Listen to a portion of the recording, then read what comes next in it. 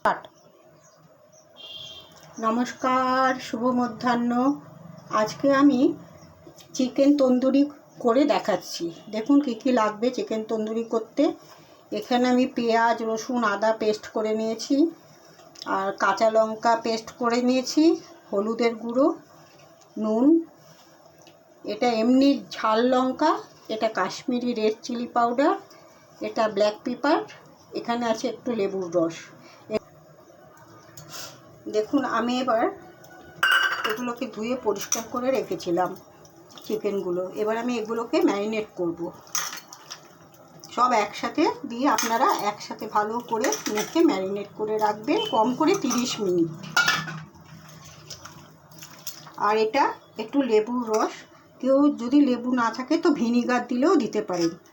আর নতুবা নতুবা টক দই ফেটিয়ে ভালো করে এটার মধ্যে ম্যারিনেট করবার সময় দিয়ে দেবেন। আমি লেবু ছিল বলে আমি লেবুর রস দিয়েই দিলাম।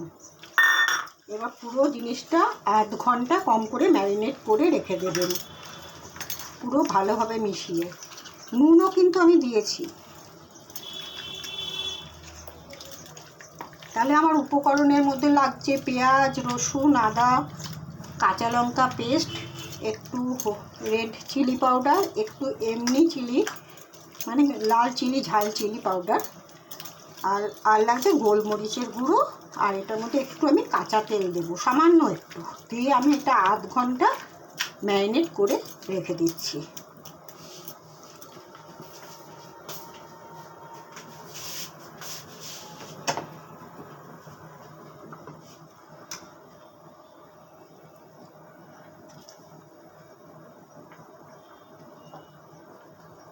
এই অল্প একটু তেল দিয়ে দিলাম করে এটা আমি রেস্টে রেখে দেবো 30 মিনিট। আপনারাও ঠিক এরকমভাবে চিকেন তন্দুরি করে নিতে পারবেন অনায়াসে।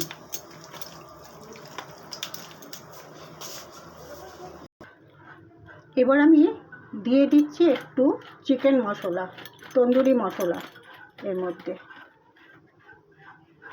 দিয়ে ভালো করে মিশিয়ে নিলাম। এবার আমি এটাকে তন্দুর করতে বসিয়ে দেব।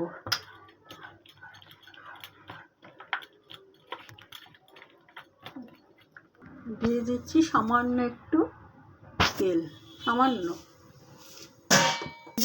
বসিয়ে দিচ্ছি।